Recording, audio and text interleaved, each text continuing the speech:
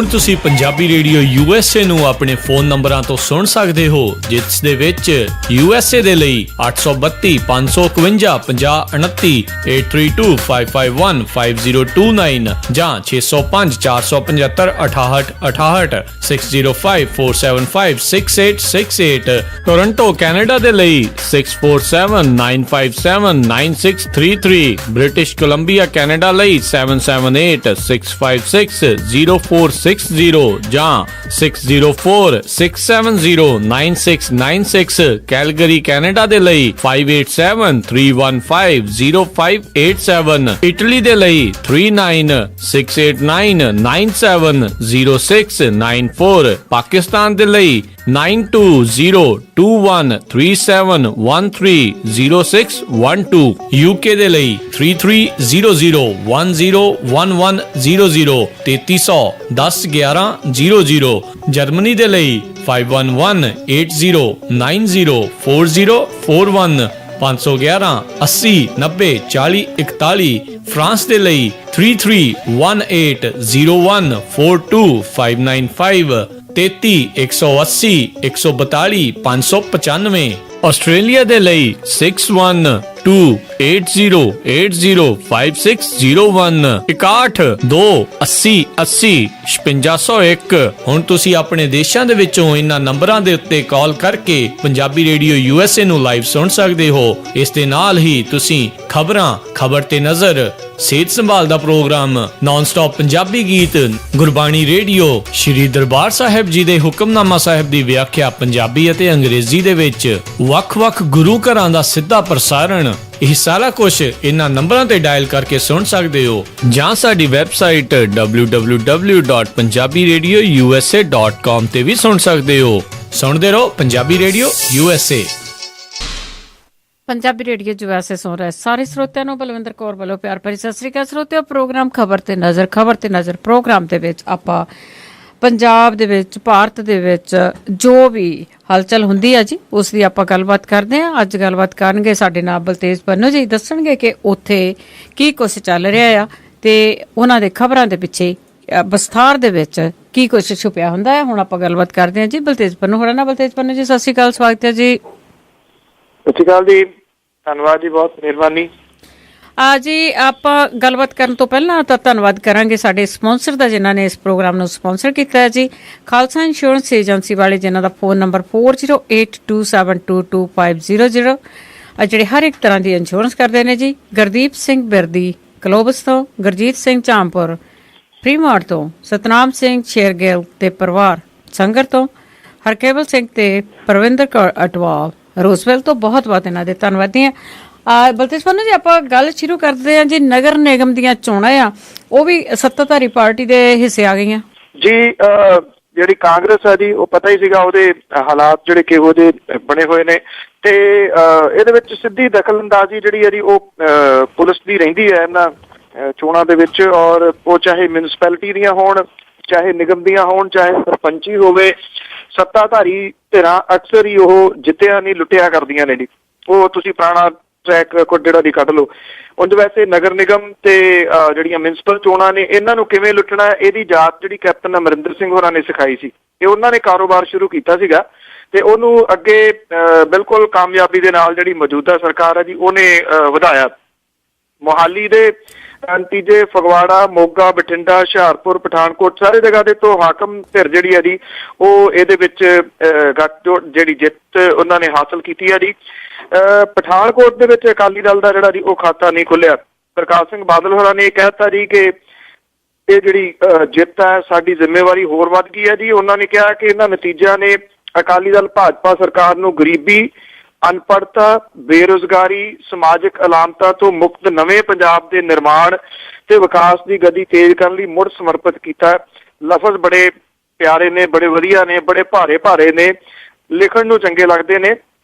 ਉਂਝ ਵੈਸੇ ਜੇ ਦੇਖਿਆ ਜਾਵੇ ਰੀਅਲ ਦੇ ਵਿੱਚ ਤਾਂ ਕਿਸੇ ਜਗ੍ਹਾ ਦੇ ਪੰਜਾਬ ਦੇ ਵਿੱਚ ਤਾਂ ਕਮ ਸੇ ਕਮ ਇਹ ਲਫ਼ਜ਼ ਨਹੀਂ, ਗਵਾਚ ਹੀ ਗਏ ਨੇ। ਕਾਫੀ ਦਿਨਾਂ ਤੋਂ ਬਾਅਦ ਸੁਣੇ ਨੇ, ਚੰਗੇ ਲੱਗੇ ਨੇ ਜੀ। ਜੀ ਅੱਜ ਜੀ ਅੱਗੇ ਆਪਾਂ ਨਸ਼ਿਆਂ ਦੀ ਗੱਲ ਕਰੀਏ। ਕਹਿੰਦੇ ਨਸ਼ਿਆਂ ਤੇ ਕਾਬੂ ਪਾ ਲਿਆ ਗਿਆ, ਪਰ 250 ਕਰੋੜ ਦੀ ਕਹਿੰਦੇ ਹੈਰੋਇਨ ਮਿਲੀ ਆ ਜੀ ਪੰਜਾਬ ਦੇ ਕਾਊਂਟਰ ਇੰਟੈਲੀਜੈਂਸ ਵਿੰਗ ਨੇ ਜੀ ਇੱਕ ਵਾਰੀ ਫੇਰ ਆ ਚੋਣਾਂ ਤੋਂ ਫਰੀ ਹੋ ਕੇ, ਕਿਉਂਕਿ ਚੋਣਾਂ ਨਿਗਮ ਦੀਆਂ ਕਾਉਂਸਲ ਦੀਆਂ ਚੱਲਦੀਆਂ ਸੀ, ਇਹ ਤਕਰੀਬਨ ਫੜੋ ਫੜਾਈ ਮੱਠੀ ਰਹੀ ਆ।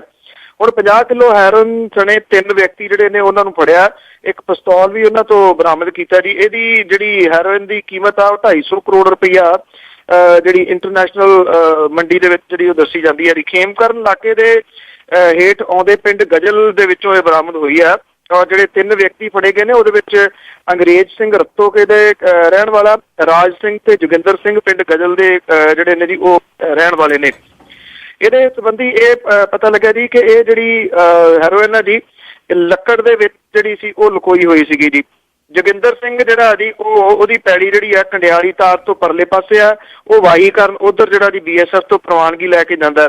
ਉਹਨੇ ਆਪਣੇ ਖੇਤ ਦੇ ਵਿੱਚ ਲੱਗੇ ਹੋਏ ਇੱਕ ਦਰਖਤ ਨੂੰ ਜਿਹੜਾ ਪ੍ਰਵਾਨਗੀ ਲੈ ਕੇ ਵੱਢਿਆ ਸੀਗਾ ਜੀ। ਇਹ ਦਰਖਤ ਜਿਹੜਾ ਜੀ ਰਾਤ ਦੇ ਸਮੇਂ ਉਹ ਵੱਢ ਕੇ ਛੱਡਿਆ ਅਗਲੇ ਦਿਨ ਲੱਕੜ ਲਿਆਉਣ ਨੂੰ, ਤੇ ਜਿਹੜੇ ਸਮਗਲਰ ਸੀ ਜੀ ਉਹਨਾਂ ਦੇ ਵੱਲੋਂ ਇਸ ਲੱਕੜ ਦੇ ਵਿੱਚ ਪਹਿਲਾਂ ਹੋਈ ਗੱਲਬਾਤ ਦੇ ਕਰਕੇ ਜੀ ਲੱਕੜਾਂ ਦੇ ਵਿੱਚ ਲੁਕੋ ਕੇ ਜਿਹੜੀ ਹੈਰੋਇਨ ਸੀ ਇਹ ਰੱਖ ਦਿੱਤੀ। ਤੇ ਜਦੋਂ ਲੱਕੜਾਂ ਲਿਆਂਦੀਆਂ ਗਈਆਂ, ਪਰਮਿਸ਼ਨ ਲਈ ਹੋਈ ਸੀ ਪ੍ਰੋਪਰ ਤਰੀਕੇ ਦੇ ਨਾਲ, ਉਹ ਲੈ ਕੇ ਆਇਆ ਤੇ ਵਿੱਚੋਂ ਜਿਹੜੀ ਹੈ ਜੀ ਇਹ ਲੱਕੜਾਂ ਦੇ ਹੈਰੋਇਨ ਜਿਹੜੀ ਆ ਕੁਝ ਮੁਖਬਰੀ ਦੇ ਆਧਾਰ ਦੇ ਉੱਤੇ ਜਿਹੜੀ ਆ ਉਹ ਨਿਕਲੀ ਆ, ਛੋਟੀ ਮੋਟੀ ਨਹੀਂ 50 ਕਿਲੋ।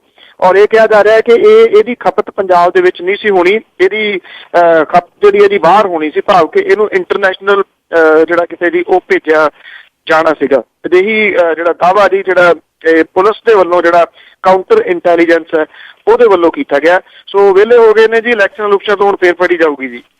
ਜੀ ਬਿਲਕੁਲ, ਜਿੱਥੇ ਕਹਿੰਦੇ ਸੀ ਖਤਮ ਹੋ ਗਿਆ ਪਰ ਸ਼ਰੇਆਮ ਤੁਰੀ ਫਿਰਦੀ ਹੈ ਹੈਰੋਇਨ। ਤੇ ਅੱਗੇ ਆਪਾਂ ਜੀ ਪੱਤਰਕਾਰ ਜਰਨਲਿਸਟ ਸੁਰਿੰਦਰ ਸਿੰਘ ਦੀ ਗੱਲ ਕਰੀਏ, ਜੋ ਕਿ ਸਿੱਖਾਂ ਨਾਲ ਸੰਬੰਧਿਤ ਜਿਹੜੇ ਸਿੱਖ ਪੰਥ ਦੇ ਮਸਲੇ ਆ ਉਹਨਾਂ ਤੇ ਉਹ ਗੱਲ ਕਰਦੇ ਆ ਤੇ ਉਹਨਾਂ ਨੂੰ ਕਵਰ ਵੀ ਕਰਦੇ ਆ। ਉਹਨਾਂ ਨੂੰ ਗ੍ਰਿਫਤਾਰ ਕਰ ਲਿਆ ਗਿਆ ਸੀ, ਹਿਰਾਸਤ ਦੇ ਵਿੱਚ ਲਿਆ ਗਿਆ ਸੀ ਜੀ। 2 ਲਫ਼ਜ਼ ਨੇ ਜੀ ਡਿਫਰੈਂਟ। ਹਿਰਾਸਤ ਦੇ ਵਿੱਚ ਇਸ ਕਰਕੇ ਲਿਆ ਗਿਆ ਸੀਗਾ ਕਿ ਜਿਹੜੇ ਲੁਧਿਆਣੇ ਦੇ ਵਿੱਚ ਸੂਰਤ ਸਿੰਘ ਬੈਠੇ ਨੇ ਜਿਹੜੇ ਭੁੱਖ ਹੜਤਾਲ ਦੇ ਉੱਤੇ ਬੰਦੀ ਸਿੰਘਾਂ ਲੈ ਕੇ, ਉਹਨਾਂ ਨੂੰ ਚੁੱਕਿਆ ਪੁਲਿਸ ਨੇ। ਜਦੋਂ ਪੁਲਿਸ ਨੇ ਚੁੱਕ ਕੇ ਉਹਨੂੰ ਹਸਪਤਾਲ ਦੇ ਵਿੱਚ ਦਾਖਲ ਕਰਵਾਇਆ, 42 ਦਿਨ ਤੋਂ ਬੈਠੇ ਭੁੱਖ ਹੜਤਾਲ ਤੇ ਜੀ, ਉਹਨੂੰ ਜਿਹੜਾ ਫੂਡ ਪਾਈਪ ਦੇ ਰਾਹੀਂ ਹੁਣ ਜਿਹੜਾ ਜੀ ਦਿੱਤਾ ਜਾ ਰਿਹਾ, ਉਹਦਾ ਇਲਾਜ ਹੋ ਰਿਹਾ। ਤਾਂ ਉੱਥੇ ਜਿਹੜੇ ਉਹਨਾਂ ਦੇ ਨਾਲ ਬੈਠੇ ਉਹਨਾਂ ਦੇ ਹਮਾਇਤੀ ਸੀਗੇ, ਉਹਨਾਂ ਨੂੰ ਵੀ ਪੁਲਿਸ ਨੇ ਜਿਹੜਾ ਜੀ ਹਿਰਾਸਤ ਦੇ ਵਿੱਚ ਲਿਆ। ਉਦੋਂ ਫਿਰ ਕੁਝ ਸਮੇਂ ਬਾਅਦ ਜਿਹੜਾ ਜੀ ਰਿਹਾ ਕਰ ਦਿੱਤਾ ਗਿਆ। ਉਹਦੇ ਵਿੱਚ ਸੂਰਤ ਸਿੰਘ ਦੇ ਰਿਸ਼ਤੇਦਾਰ ਵੀ ਸ਼ਾਮਲ ਸੀ, ਉਹਦੇ ਵਿੱਚ ਕਵਰ ਕਰਨ ਗਏ ਪੱਤਰਕਾਰ ਸੁਰਿੰਦਰ ਸਿੰਘ ਹੁਰੀ ਵੀ ਜਿਹੜੇ ਸ਼ਾਮਲ ਸੀਗੇ ਜੀ। ਜਿੰਨੇ ਲੋਕ ਨਾਲ ਬੈਠੇ ਸੀ ਉਹਨਾਂ ਨੂੰ ਸਾਰਿਆਂ ਨੂੰ ਜਿਹੜਾ ਸੀਗਾ ਜੀ ਉਹ ਹਿਰਾਸਤ ਦੇ ਵਿੱਚ ਪੁਲਿਸ ਨੇ ਲਿਆ ਸੀਗਾ। ਸੁਰਿੰਦਰ ਸਿੰਘ ਹੁਰੀ ਬਿਲਕੁਲ ਇਸ ਦੀ ਜਿਹੜੀ ਕਵਰੇਜ ਹੈ ਜੀ ਉਹ ਕਰਦੇ ਰਹੇ ਨੇ ਪਿਛਲੇ ਦਿਨਾਂ ਤੋਂ। ਕਵਰੇਜ ਦੀ ਖਾਤਰ ਹੀ ਸ਼ਾਇਦ ਉਹ ਉੱਥੇ ਗਏ ਹੋਏ ਸੀਗੇ, ਜਿਹਦੇ ਕਰਕੇ ਪੁਲਿਸ ਨੇ ਹਿਰਾਸਤ ਦੇ ਵਿੱਚ ਲਿਆ। ਪਰ ਜਦੋਂ ਇਹ ਹਿਰਾਸਤ ਦੇ ਵਿੱਚ ਲਿਆ ਗਿਆ ਤਾਂ ਇਹਦੇ ਨਾਲ ਥੋੜੀ ਹਲਚਲ ਜਿਹੜੀ ਹੋਈ ਤੇ ਬਾਅਦ ਦੇ ਵਿੱਚ ਪੁਲਿਸ ਨੇ ਜਿਹੜਾ ਸੀਗਾ ਇਹ ਕਿਹਾ ਕਿ ਜਿੰਨੇ ਉੱਥੇ ਲੋਕ ਬੈਠੇ ਸੀਗੇ ਅਸੀਂ ਤਾਂ ਉਹਨਾਂ ਨੂੰ ਇhtiyat ਵਜੋਂ ਜਿਹੜਾ ਜੀ ਉਹ ਹਿਰਾਸਤ ਦੇ ਵਿੱਚ ਲਿਆ ਸੀ ਤੇ ਬਾਅਦ ਦੇ ਵਿੱਚ ਉਹਨਾਂ ਨੂੰ ਰਿਹਾ ਕਰ ਦਿੱਤਾ ਜੀ, ਛੱਡ ਦਿੱਤਾ ਗਿਆ ਬਾਅਦ 'ਚ। ਅੱਜ ਜੀ ਇਸ ਦੇ ਨਾਲ ਹੀ ਗੱਲ ਕਰੀਏ ਆਪਾਂ ਸਮੇਧ ਸੈਣੀ ਦੀ। ਉਸ ਨੇ ਵੀ ਇਹ ਬਿਆਨ ਦਿੱਤਾ ਹੈ ਕਿ ਅਸੀਂ ਬੰਦੀ ਸਿੰਘਾਂ ਨੂੰ ਰਿਹਾ ਨਹੀਂ ਕਰ ਰਹੇ। ਕੀ ਕਾਰਨ ਹੈ ਕਿ ਉਹ ਉਸ ਪਿੱਛੇ ਲੁਕੇ ਹੋਏ, ਕਿ ਕਿਉਂ ਨਹੀਂ ਕਰ ਰਹੇ? ਜਿਹੜੇ ਸਮੇਧ ਸੈਣੀ ਨੇ ਪੰਜਾਬ ਪੁਲਿਸ ਦੇ ਮੁਖੀ, ਉਹਨਾਂ ਨੇ ਕਿਹਾ ਕਿ 82 ਬੰਦੀ ਸਿੰਘਾਂ ਦੀ ਰਿਹਾਈ ਦੇ ਵਿੱਚ ਜਿਹੜਾ ਜੀ ਉਹ ਨਹੀਂ ਕਿਸੇ ਵੀ ਤਰੀਕੇ ਨਾਲ ਰਿਹਾ ਨਹੀਂ ਕੀਤੇ ਜਾ ਸਕਦੇ। ਉਹ ਕਹਿੰਦੇ ਕਾਨੂੰਨ ਦੇ ਮੁਤਾਬਕ ਇਹਨਾਂ ਨੂੰ ਕਿਸੇ ਨੂੰ ਵੀ ਰਿਹਾ ਨਹੀਂ ਕੀਤਾ ਜਾ ਸਕਦਾ। ਉਹਨਾਂ ਨੇ ਕਿਹਾ ਕਿ ਪੰਜਾਬ ਦੀ ਸ਼ਾਂਤੀ ਦੇ ਨਾਲ ਕਿਸੇ ਕਿਸਮ ਦਾ ਸਮਝੌਤਾ ਨਹੀਂ ਕੀਤਾ ਜਾਊਗਾ ਤੇ ਕਿਸੇ ਵੀ ਗਲਤ ਮੰਗ ਅੱਗੇ ਝੁਕਣ ਦਾ ਸਵਾਲ ਹੀ ਜਿਹੜਾ ਜੀ ਉਹ ਪੈਦਾ ਨਹੀਂ ਹੁੰਦਾ।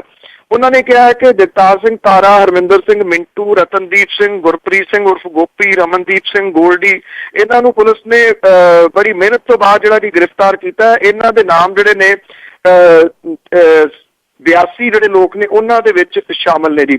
ਉਹਨਾਂ ਨੇ ਸਮੇਧ ਸੈਣੀ ਹੋਰਾਂ ਨੇ ਇਸ ਗੱਲ ਦੀ ਹੈਰਾਨਗੀ ਵੀ ਜ਼ਾਹਰ ਕੀਤੀ ਹੈ ਜੀ ਕਿ ਜਿਹੜੀ ਸੂਚੀ ਜਾਰੀ ਕੀਤੀ ਗਈ ਹੈ ਰਿਹਾਈ ਕਰਾਉਣ ਦੀ, ਉਹਦੇ ਵਿੱਚ ਜਿਹੜੇ ਇਹ ਨਾਮ ਕਿਵੇਂ ਸ਼ਾਮਲ ਕੀਤੇ ਗਏ ਨੇ। ਉਹਨਾਂ ਨੇ ਕਿਹਾ ਕਿ 16 ਕੈਦੀ ਇੱਦਾਂ ਦੇ ਨੇ ਜਿਨ੍ਹਾਂ ਨੂੰ ਉਮਰ ਕੈਦ ਤੋਂ ਘੱਟ ਸਜ਼ਾ ਹੋਈ ਹੈ। ਸਜ਼ਾ ਪੂਰੀ ਹੋਣ ਤੋਂ ਬਾਅਦ ਉਹਨਾਂ ਨੇ ਆਪੇ ਹੀ ਜਿਹੜਾ ਜੀ ਰਿਹਾ ਹੋ ਜਾਣਾ। ਸੂਚੀ ਦੇ ਵਿੱਚ ਸ਼ਾਮਲ 6 ਕੈਦੀ ਪਹਿਲਾਂ ਰਿਹਾ ਕੀਤੇ ਜਾ ਚੁੱਕੇ ਨੇ। ਔਰ ਉਹਨਾਂ ਨੇ ਇਹ ਵੀ ਕਿਹਾ ਕਿ 8 ਸੀਨੀਅਰ ਜਿਹੜੇ ਨਾਗਰਿਕਾਂ ਦੀ ਰਿਹਾਈ ਮੰਗੀ ਗਈ ਹੈ। ਉਹ 8 ਵਿਅਕਤੀ ਸਾਲ 1987 ਦੇ ਵਿੱਚ ਲੁਧਿਆਣੇ ਦੇ ਵਿੱਚ ਬੈਂਕ 'ਚ ਡਾਕਾ ਮਾਰਨ ਦੇ ਦੋਸ਼ ਦੇ ਹੇਠ ਸਜ਼ਾ ਜਿਹੜੀ ਆ ਭੁਗਤ ਰਹੇ ਨੇ। ਇਹਨਾਂ ਨੂੰ 7 ਤੋਂ 10 ਸਾਲ ਦੀ ਸਜ਼ਾ ਜਿਹੜੀ ਆ ਜੀ ਉਹ ਮਿਲੀ ਹੋਈ ਆ। ਔਰ ਇਸ ਸੂਚੀ ਦੇ ਵਿੱਚ ਇੱਕ ਜਿਹੜਾ ਵਿਅਕਤੀ ਸ਼ਾਮਲ ਆ ਉਹਨੂੰ ਮੌਤ ਦੀ ਸਜ਼ਾ ਵੀ ਮਿਲੀ ਹੋਈ ਹੈ। ਜਿਹੜੀ ਚੰਡੀਗੜ੍ਹ ਦੇ ਨਾਲ ਸੰਬੰਧਿਤ ਹੈ।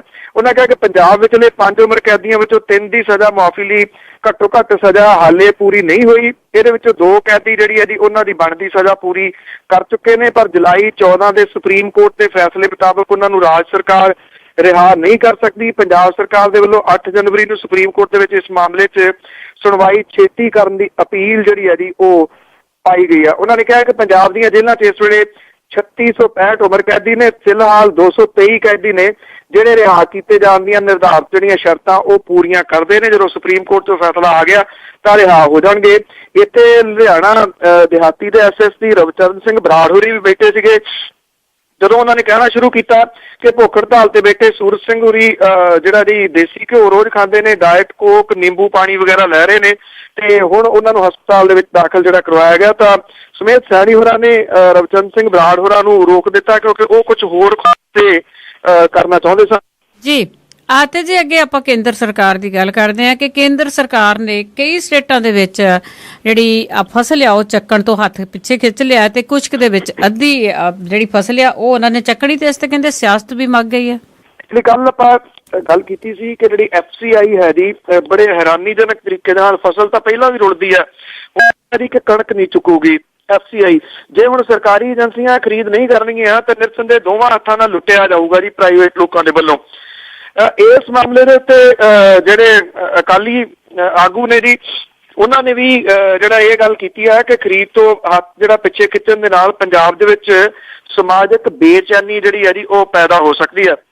ਉਹਨਾਂ ਨੇ ਸ਼ਾਂਤਾ ਕੁਮਾਰ ਕਮੇਟੀ ਦੇ ਉੱਤੇ ਕਿਸਾਨਾਂ ਦੇ ਹਿੱਤ ਜਿਹੜੇ ਆ ਨਜ਼ਰ ਅੰਦਾਜ਼ ਕਰਨ ਦਾ ਜਿਹੜਾ ਜੀ ਦੋਸ਼ ਲਾਇਆ।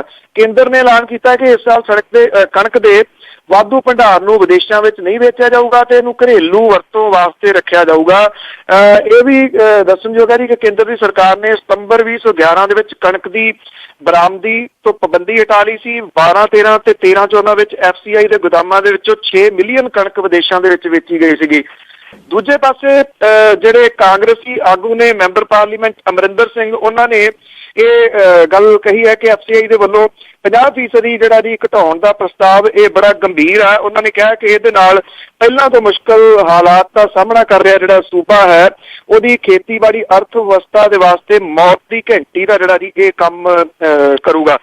ਹੁਣ ਵੈਸੇ ਪਾਰਲੀਮੈਂਟ ਦਾ ਸੈਸ਼ਨ ਜਿਹੜਾ ਜੀ ਚੱਲ ਰਿਹਾ, ਬੇਸ਼ੱਕ ਉੱਥੇ ਨੈਸ਼ਨਲ ਮਸਲਾ ਜਿਹੜਾ ਜੀ ਉਠਾਉਣਾ ਹੁੰਦਾ ਹੈ, ਪਰ ਜੇ ਜਿਹੜਾ ਪੰਜਾਬ ਤੇ ਹਰਿਆਣਾ ਦੋ ਜਿਹੜੇ ਸੂਬੇ ਨੇ ਮੁਲਕ ਨੂੰ ਇਹ ਫੂਡ ਦਿੰਦੇ ਨੇ, ਨੈਸ਼ਨਲ ਮਸਲਾ ਤਾਂ ਹੈਗਾ। ਇਹ ਜਿਹੜੇ ਬੋਲੇ ਨੇ ਢੀਂਡਸਾ ਸਾਹਿਬ ਜਾਂ ਅਮਰਿੰਦਰ ਸਿੰਘ ਹੋਰੀ, ਇਸ ਮਸਲੇ ਨੂੰ ਇਹ ਕਿਉਂ ਨਹੀਂ ਉੱਥੇ ਚੁੱਕਦੇ ਜੀ ਪਾਰਲੀਮੈਂਟ ਦੇ ਵਿੱਚ। ਹੋਪ ਕਿ ਉੱਥੇ ਇਸ ਗੱਲ ਨੂੰ ਇਹ ਚੁੱਕਣਗੇ ਤੇ ਇਹਦਾ ਕੋਈ ਨਾ ਕੋਈ ਹੱਲ ਜਿਹੜਾ ਜੀ ਉਹ ਕੱਢਣਗੇ। ਨਹੀਂ ਤਾਂ ਜਿੱਥੋਂ ਤੱਕ ਢੀਂਡਸਾ ਸਾਹਿਬ ਤੇ ਪੰਜਾਬ ਦੇ ਵਿੱਚ ਬਿਆਨ ਦਿੰਦੇ ਨੇ, ਹੁਣ ਤਾਂ ਸਕੀ ਮਾਂ ਜੀ ਉਹਨਾਂ ਦੀ ਉੱਤੇ ਜਿਹਦੀ ਸਰਕਾਰ ਹੈ ਉਹਦੇ ਤੋਂ ਗਲ ਚ ਕੂਟਾ ਦੇ ਕੇ ਇਹ ਕੰਮ ਇਹ ਕਰਵਾ ਸਕਦੇ ਨੇ ਕਿ FCI ਜਿਹੜੀ ਹੈ ਜੀ ਉਹ ਕਿਵੇਂ ਇਹ ਕਹਿ ਸਕਦੀ ਹੈ ਕਿ ਅਸੀਂ ਉੱਥੋਂ ਜਿਹੜੀ ਹੈ ਜੀ ਇਸ ਵਾਰੀ ਤੁਹਾਡੀ ਫਸਲ ਉਹ ਚੁੱਕਣੀ ਨਹੀਂ ਹੈ। ਇਹ ਗੱਲ ਸੱਚੀ ਹੈ। ਇੱਕ ਤਾਂ ਜਿਹੜੀ ਸਮਾਜਿਕ ਅਸਥਿਰਤਾ ਫੈਲੂਗੀ, ਇਹਦੇ ਨਾਲ ਨਾਲ ਜਿਹੜੀ ਇਹਦੀ ਮਾਰੋ ਮਾਰ ਵਧੂਗੀ। ਜਿਹੜੀਆਂ ਪ੍ਰਾਈਵੇਟ ਏਜੰਸੀਜ਼ ਖਾਸ ਤੌਰ ਦੇ ਉੱਤੇ ਆੜ੍ਹਤੀਏ ਨੇ ਜੀ ਉਹ ਲੁੱਟ ਖਸੁੱਟ ਕਰਨਗੇ ਜ਼ਿਮੀਂਦਾਰਾਂ ਦੀ, ਕਰਦੇ ਪਹਿਲਾਂ ਵੀ ਨੇ, ਇਸ ਵਾਰੀ ਹੋਰ ਮੌਕਾ ਮਿਲੂਗਾ ਜੀ। ਜੀ ਬਿਲਕੁਲ। ਅਤੇ ਅੱਗੇ ਜੀ ਆਪਾਂ ਸਰਕਾਰ ਦੀ ਗੱਲ ਕਰੀਏ, ਕਹਿੰਦੇ ਕਿ ਆਰਡੀਨੈਂਸ ਵਾਪਸ ਨਹੀਂ ਲਵਾਂਗੇ। ਇਸ ਮਾਮਲੇ ਦੇ ਉੱਤੇ ਜਿਹੜੀ ਖੜੋਤ ਆ ਨਾ ਜੀ ਉਹ ਜਾਰੀ ਹੈ। ਹੁਣ ਕੇਂਦਰ ਦੀ ਸਰਕਾਰ ਨੇ ਕੁਝ ਜਿਹੜੇ ਲੀਡਰ ਸਾਹਿਬਾਨ ਨੇ, ਮੰਤਰੀ ਨੇ, ਉਹਨਾਂ ਦੀ ਡਿਊਟੀ ਲਾਈ ਹੈ ਵੱਖ-ਵੱਖ ਪਾਰਟੀਆਂ ਦੇ ਨਾਲ ਜਿਹੜੀ ਹੈ ਜੀ ਗੱਲਬਾਤ ਕਰਨ ਦੇ ਵਾਸਤੇ। ਸਰਕਾਰ ਨੇ ਇਸ ਮੁੱਦੇ ਦੇ ਉੱਤੇ ਕਾਂਗਰਸ ਦੀ ਦੂਹਰੀ ਨੀਤੀ ਦੀ ਆਲੋਚਨਾ ਜਿਹੜੀ ਆ ਉਹ ਵੀ ਕੀਤੀ ਹੈ। ਵੈਂਕਈਆ ਨਾਇਡੂ ਜਿਹੜੇ ਸੰਸਦੀ ਮਾਮਲਿਆਂ ਬਾਰੇ ਮੰਤਰੀ ਨੇ, ਉਹਨਾਂ ਨੇ ਇਸ ਗੱਲ ਤੇ ਭਰੋਸਾ ਪ੍ਰਗਟਾਇਆ ਜੀ ਕਿ ਇਸ ਮਾਮਲੇ ਵਿੱਚ ਸਰਕਾਰ ਨੂੰ ਕਦਮ ਅੱਗੇ ਵਧਾਉਣ ਦੇ ਵਿੱਚ ਕੋਈ ਮੁਸ਼ਕਲ ਜਿਹੜੀ ਆ ਉਹ ਨਹੀਂ ਆਊਗੀ। ਉਹਨਾਂ ਨੇ ਕਿ ਆਪਣੇ ਦੋਸਤਾਂ, ਸਹਿਯੋਗੀਆਂ ਤੇ ਸਮਰਥਕਾਂ ਨੂੰ ਇਹਦੇ ਵਾਸਤੇ ਸਹਿਮਤ ਜਿਹੜਾ ਜੀ ਉਹ ਕੀਤਾ ਜਾਊਗਾ। ਉਹਨਾਂ ਨੇ ਇਹ ਵੀ ਗੱਲ ਸਪਸ਼ਟ ਕੀਤੀ ਕਿ ਸਰਕਾਰ ਕੋਈ ਵੀ ਆਰਡੀਨੈਂਸ ਵਾਪਸ ਨਹੀਂ ਲੈ ਰਹੀ, ਉਹ ਚਾਹੇ ਭੂਮੀ ਗ੍ਰਹਿਣ ਹੋਵੇ, ਕੋਲਾ ਆਰਡੀਨੈਂਸ ਹੋਵੇ ਜਾਂ ਖਾਦ ਤੇ ਖਣਿਜ ਆਰਡੀਨੈਂਸ ਤੇ ਈ ਰਿਕਸ਼ਾ ਆਰਡੀਨੈਂਸ ਜਿਹੜਾ ਜੀ ਉਹ ਹੋਵੇ। ਉਹਨਾਂ ਕਿਹਾ ਕਿ ਇਹਨਾਂ ਸਾਰਿਆਂ ਨੂੰ ਬਹਿਸ, ਚਰਚਾ ਤੇ ਫੈਸਲੇ ਦੀ ਸੰਸਦ ਦੇ ਵਿੱਚ ਜਿਹੜਾ ਜੀ ਉਹ ਰੱਖਿਆ ਜਾਊਗਾ। ਜਿਹੜੀ ਇਹਨਾਂ ਨੂੰ ਆਰਡੀਨੈਂਸ ਦੇ ਬਾਰੇ ਦੇ ਵਿੱਚ ਯਾਦ ਕਰਦਾ ਕਿ ਰਾਸ਼ਟਰਪਤੀ ਹੋਰਾਂ ਦੇ ਭਾਸ਼ਣ ਦੇ ਵਿੱਚ ਵੀ ਉਹਨਾਂ ਨੇ ਜ਼ਿਕਰ ਕੀਤਾ ਸੀਗਾ ਕਿ ਆਰਡੀਨੈਂਸ ਵਾਲੀ ਕਾਹਲੀ ਜਿਹੜੀ ਆ ਪਤਾ ਨਹੀਂ ਸਰਕਾਰ ਕਿਉਂ ਕਰ ਰਹੀ ਹੈ। ਉਹਦੇ ਪਾਸੇ ਵੈਂਕਈਆ ਨਾਇਡੂ ਹੋਰਾਂ ਦੀ ਜਿਹੜੀ ਇੱਕ ਟਿੱਪਣੀ ਸੀ ਉਹਨੂੰ ਲੈ ਕੇ ਵੀ ਰੌਲਾ ਰੱਪਾ ਵਾਹਵਾ ਮਚਿਆ। ਉਹਨਾਂ ਨੇ ਕਿਹਾ ਕਿ ਕਾਂਗਰਸ ਜਿਹੜੀ ਆ ਉਹ ਆਤਮ ਚਿੰਤਨ ਕਰੇ, ਜੇ ਉਹ ਇੱਥੇ ਨਹੀਂ ਕਰ ਸਕਦੀ ਤੇ ਕਿਤੇ ਹੋਰ ਜਾ ਕੇ ਕਰ ਲੇ। ਉਹਨਾਂ ਨੇ ਇਸ਼ਾਰਾ ਜਿਹੜਾ ਸੀ ਰਾਹੁਲ ਗਾਂਧੀ ਵੱਲ ਕੀਤਾ। ਇਹਨੂੰ ਲੈ ਕੇ ਖੱਪ ਕਰਨਾ ਬਹੁਤ ਦੇਰ ਜਿਹੜਾ ਦੀ ਪਿਆ ਰਿਹਾ। ਮੁੜ ਕੇ ਉਹਨਾਂ ਨੂੰ ਸਪਸ਼ਟ ਕਰਨਾ ਪਿਆ ਜੀ ਕਿ ਇਹ ਕਿਸੇ ਦੀਆਂ ਭਾਵਨਾਵਾਂ ਨੂੰ ਠੇਸ ਪਹੁੰਚਾਉਣ ਦੇ ਵਾਸਤੇ ਨਹੀਂ ਸੀਗਾ। ਇਹਦੇ ਜਿਹੜਾ ਭੂਮੀ ਗ੍ਰਹਿਣ ਹੈ ਜੀ, ਇਹਦੇ ਨਾਲ ਲੱਗਵੀਂ ਜਿਹੜੀ ਇੱਕ ਰਿਪੋਰਟ ਹੋਰ ਛਾਇਆ ਜਿਹੜੀ ਹੋਈ ਹੈ ਕਿ 7000 ਏਕੜ ਜ਼ਮੀਨ ਹੈ ਪੰਜਾਬ ਦੇ ਵਿੱਚ, ਜਿਹੜੀ ਕਿ ਪੰਜਾਬ ਸਰਕਾਰ ਨੇ ਅਕਵਾਇਰ ਕੀਤੀ ਹੋਈ ਹੈ ਪ੍ਰੋਜੈਕਟ ਲਾਉਣ ਦੇ ਵਾਸਤੇ। ਇਹਦੇ ਉੱਤੇ ਇੱਕ ਵੀ ਪ੍ਰੋਜੈਕਟ ਜਿਹੜਾ ਜੀ ਉਹ ਨਹੀਂ ਲੱਗਿਆ। ਇਹਦੇ ਜਿਹੜੇ ਕਿਸਾਨ ਨੇ ਉਹਨਾਂ ਨੂੰ ਉੱਥੋਂ ਕੱਢ ਦਿੱਤਾ ਗਿਆ। ਪ੍ਰਾਈਵੇਟ ਕੰਪਨੀਆਂ ਦੇ ਨਾਂ ਦੇ ਉੱਤੇ 7000 ਏਕੜ ਦੀ ਇਹ ਜ਼ਮੀਨ ਬੋਲਦੀ ਹੈ ਤੇ ਖਾਲੀ ਪਈ ਹੈ ਜੀ। ਸੋ ਇਹ ਜਿਹੜੇ ਕਿਸਾਨ ਇਸ ਵੇਲੇ ਅਦਾਲਤ ਦੇ ਵਿੱਚ ਲੜਾਈ ਲੜ ਰਹੇ ਨੇ ਇਸ ਗੱਲ ਦੀ ਕਿ ਜੇ ਇੱਥੇ ਪ੍ਰੋਜੈਕਟ ਨਹੀਂ ਲੱਗਦਾ ਤੇ ਕਿਸਾਨਾਂ ਨੂੰ ਵਾਪਸ ਕੀਤੀ ਜਾਵੇ। ਜਿਹੜਾ ਇਹ ਲੈਂਡ ਬਿੱਲ ਹੈ ਜੇ ਪਾਸ ਹੋ ਜਾਂਦਾ ਤਾਂ ਇਹਨਾਂ ਕਿਸਾਨਾਂ ਦੇ ਤਾਂ ਮੰਦੇ ਹਾਲ ਇਸ ਪੱਖੋਂ ਹੋ ਜਾਂਦੇ ਨੇ, ਕਿਉਂਕਿ ਉਹ ਜ਼ਮੀਨ ਉਹਨਾਂ ਨੂੰ ਵਾਪਸ ਨਹੀਂ ਮਿਲਣੀ। ਉਹ ਵਿਚਾਰੇ ਅਦਾਲਤਾਂ ਦੇ ਉੱਤੇ ਵੀ ਚੋਖਾ ਪੈਸਾ ਜਿਹੜਾ ਜੀ ਖਰਚ ਚੁੱਕੇ। ਤੇ ਜੀ ਅੱਗੇ ਆਪਾਂ ਗੱਲ ਕਰਦੇ ਆ ਨਿਰੰਜਨ ਸਿੰਘ ਦੀ, ਜਿਹੜੇ ਈਡੀ ਆਫੀਸਰ ਨੇ, ਉਹਨਾਂ ਦੀ ਕਹਿੰਦੇ ਰੋਕ ਲੱਗ ਗਈ ਹੈ ਉਹਨਾਂ ਦੀ ਟ੍ਰਾਂਸਫਰ ਤੇ। ਜਿਹੜੀ ਰੋਕ ਲੱਗੀ ਹੈ ਜੀ ਇਹਨੂੰ ਅੱਗੇ ਵਧਾਇਆ ਗਿਆ। ਇਹ ਐਨਫੋਰਸਮੈਂਟ ਡਾਇਰੈਕਟੋਰੇਟ ਦੇ ਅਧਿਕਾਰੀ ਜਿਹੜੇ ਉਹਨਾਂ ਦੀ ਬਦਲੀ ਹੋਈ ਸੀਗੀ ਜੀ, ਇਹਦੀ ਹੁਣ ਅਗਲੀ ਸੁਣਵਾਈ ਜਿਹੜੀ ਹੈ ਜੀ 12 ਮਾਰਚ ਨੂੰ ਹੋਊਗੀ ਜੀ।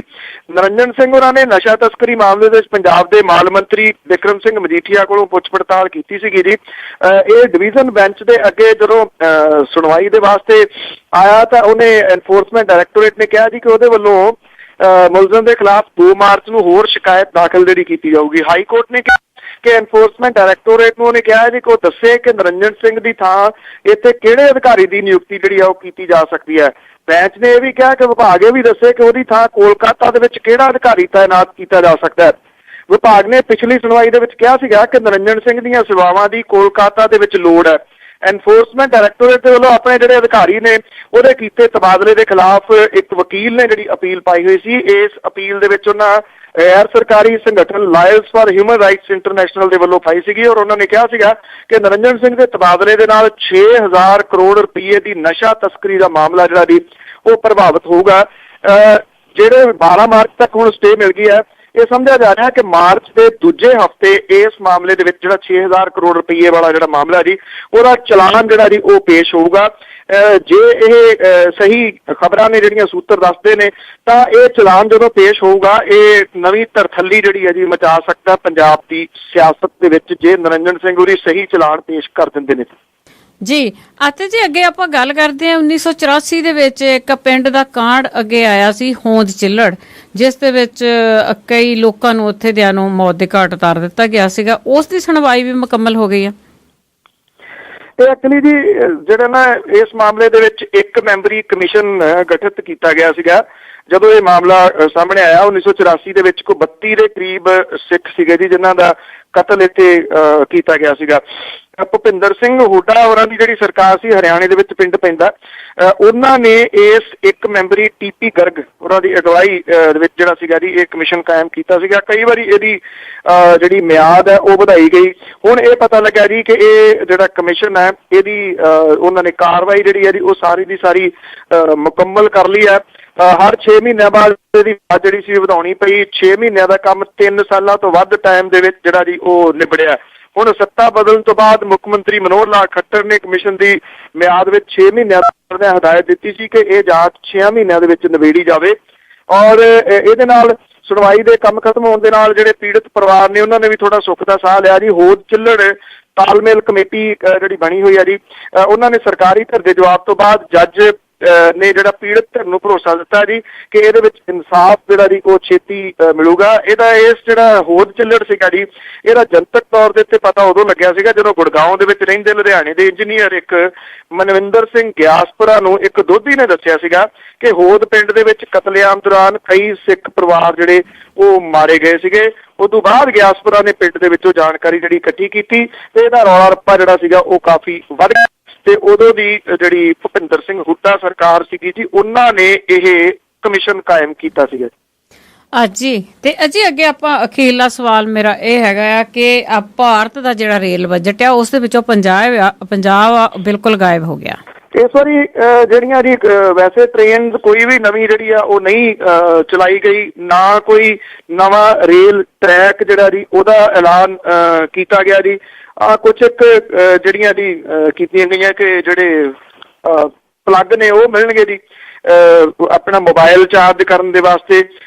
ਦੇ ਕਰੀਬ ਜਿਹੜੇ ਸਟੇਸ਼ਨ ਨੇ ਉਹਨਾਂ ਨੂੰ ਵਾਈਫਾਈ ਜਿਹੜਾ ਜੀ ਉਹ ਕੀਤਾ ਜਾਊਗਾ। ਹੈਲਪਲਾਈਨ ਜਿਹੜੀ ਹੈ ਜੀ 24 ਆਵਰਸ ਹੋਊਗੀ।